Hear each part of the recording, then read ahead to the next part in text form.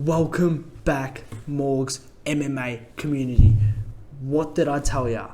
I am here with Morgz's first ever UFC card breakdown. UFC 292 Aljamain Sterling versus Sugar Sean O'Malley. And look, if Morgz says it, it's facts. Bet the house on it. I don't give a damn. I haven't lied yet, haven't been wrong yet. What did I say yesterday? Too thin. Microphone, still got the bummy camera, but who cares? Look. Yesterday I sounded poor, now listen to me. I know it's probably echoey as fuck. I had to go in the kitchen because they're watching the soccer in the lounge room, alright? So it's probably echoey, but you can deal with it because I know you love Morgz. Alright, next. First things first, this card sucks. There's like 2 fights I'm excited for on this card. That's the main event. I'm excited to see Weili wreck this girl. And I'm excited to see Chris Weidman's leg explode, but that's neither here nor there, okay? Listen. We lost Garbrandt versus Batista. That's pretty sad. I love watching Garbrandt get wrecked. But, you know, another time, alright? Give him a break. Jeff Neal versus Ian Gary. The build-up to that was incredibly fun. The mugshot merch, that's hilarious. And there's some real beef there. I was very excited to see the cage door shut behind those 2 men. But look, maybe another time. Neil Magny. When I saw the name Neil Magny out of this card, I cried. Tears of rage because I hate him. One night, went to a music event, you know, having a boogie. The UFC was in London, I'm in Australia, right? So it was an early morning card. Phil Rowe versus Neil Magny. I just had a banger night with the boys. Ooh, chuck the UFC on, boom. Neil Magny snooze fest, bro. I've never been more angry in my entire life. Anyway, I'm getting carried away. Next. I'm hyped for Blackshear. 1 week turnaround's always exciting, even though I don't think it will turn out well for him, but that is what it is. We'll get into that in a second, though. Listen, Chris Weidman versus Brad Tavares. 2 washed-up middleweights, past their prime, both dog water these days. And look, this is Weidman's first fight following the worst leg break in human history. He's 39, inactive for 2 years, coming off an injury like that. I'm not liking his chances in this one. Tavares looks younger, he is younger, he still looks quick, still got some snaps, still got a little bit of speed. Yeah, he gets dog walked most of the time, KO'd in the first round, but it is what it is. He's still going every round with Dricus du Plessis. Yes, he's losing, but he's in there with some heavy competition, and Weidman's been out for a while, man, and even in his last win, he did not look extremely impressive. I have no confidence in Weidman's leg. I think he has to wrestle Brad Tavares, and if he wants to come out and throw the hardest leg kick he's ever thrown, that's on him, bro. They call me Mystic Morgz. I predict these things, and I predict that leg's going to explode. Like, it'll probably come off this time, probably end up in the 3rd row, but look, hopefully not. Don't want to wish damage upon anyone, but I really just hope he plays it smart. I reckon Brad still has that dog in him, though. And I'm not sure Weidman does after something like that. Anyway, next. Marlon Vera versus Pedro Munoz. Look, Vera loses fights until he doesn't. He is 50-45. Sorry, let me elaborate on that. What I mean by that is he loses every round of the fight and then he knocks you out. That's just how it goes. Or say you're Rob Font. He gets outlanded every single round, but because he doesn't show damage on his face and he hits like a truck, he had Rob Font looking like a Burns victim, even though Rob Font was putting hands on that boy. But of course he won that fight. Damage trumps all. Anyway, 50-45 in his last performance against Corey Sandhagen. Look, you could lose to much worse people. Corey Sandhagen's an animal. We saw what that mofo did with one arm, okay? And Cheeto had him with both arms, so can't blame him. Could have showed a lot more in that fight, but look, it is what it is. He could potentially be the most overrated fighter at bantamweight. Probably artificially generated because of that loss to Sean O'Malley when Sean O'Malley beat him. You know, because Sean O'Malley is undefeated. And yeah, we all know the UFC wants to run that back, and we all know Sean would love to run that back as champion, so they probably did want to feed him a W there. Don't know how he got a judge scoring the fight for him against Sandhagen, but look, seen worse.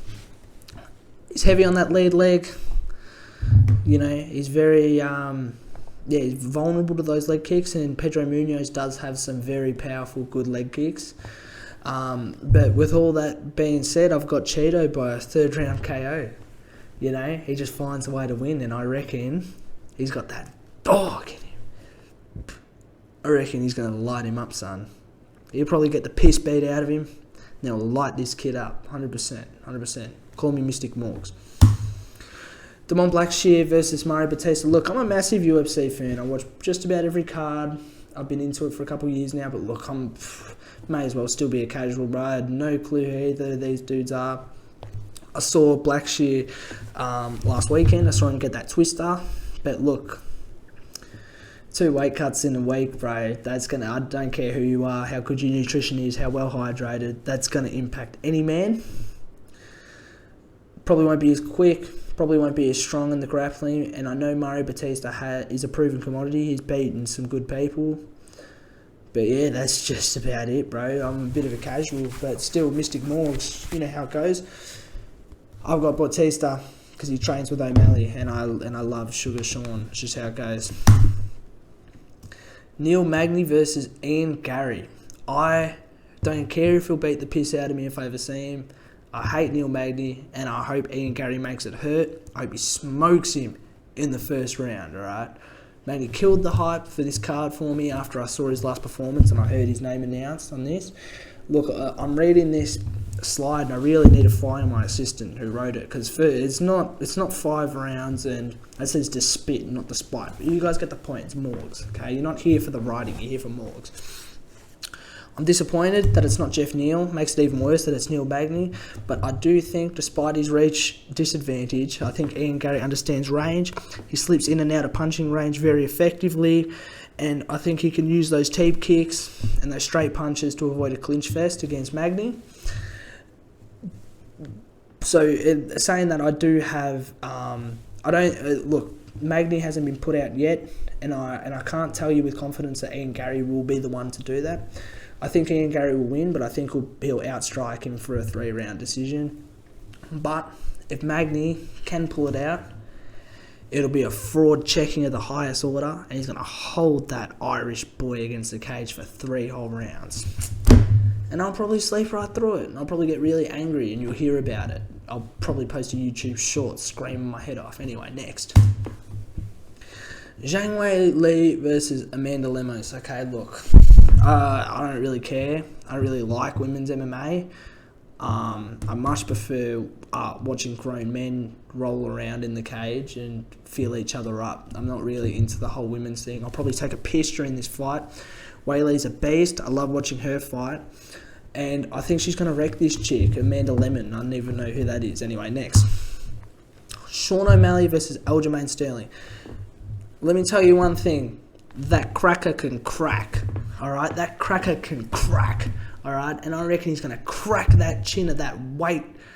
I won't call him a weight bully. He makes the weight.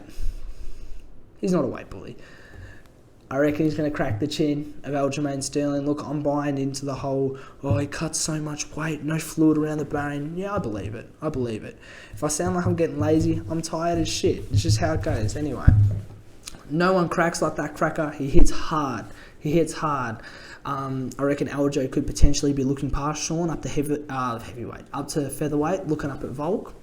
Win or lose, I'm moving up, bro. Why are you considering losing, bro? Just focus on Sean O'Malley. I know a lot of people think he lost that decision to Peter Yan, but he hung in there, man, and he showed that he is the real deal. You can't take that boy lightly. Aljo does sandbag. Okay, look. My leg hurts to the touch, man. Blah, blah, blah. Yeah, maybe it does, maybe it doesn't. If it does, all the more reason for Sugar Sean to TKO him in the second round. That's Morg's prediction. But, on the other hand, he could simply be too big and too black. Too big, too strong. Too good at wrestling, too good at grappling. Oh, maybe I wouldn't say wrestling, his jiu-jitsu is where it's at. But once that boy gets a hold of you, sheesh, good luck, cracker. You are not getting up from that. I reckon I don't fancy Sugar Sean's frail frame.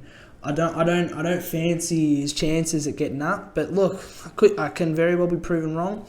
But I think if Sean gets too distracted defending submission attempts, he's going to fall victim to the ground and pound. If he's too distracted by the ground and pound, he could leave, he could get his back taken, he could fall victim to submission. But I do believe Sean will find that shot somewhere early in the fight, and I think he'll put his lights out. But if it goes to decision, I've got Aljo. But the thing is, if it goes to decision, I think we're in for a daylight robbery, ladies and gentlemen. But that's just how it goes. Everyone knows the UFC wants this Sugar Sean guy to win. I don't know why, but we all know they want him to win. I'll probably make a video on what will happen if Aljo moves up to featherweight. I don't think it'll be the best decision because I reckon Volk will run through him, but we can talk about that at a later time. I've been Morgz. It's my first ever proper YouTube video. Thank you all so much for joining me. Stay tuned for more videos in the future.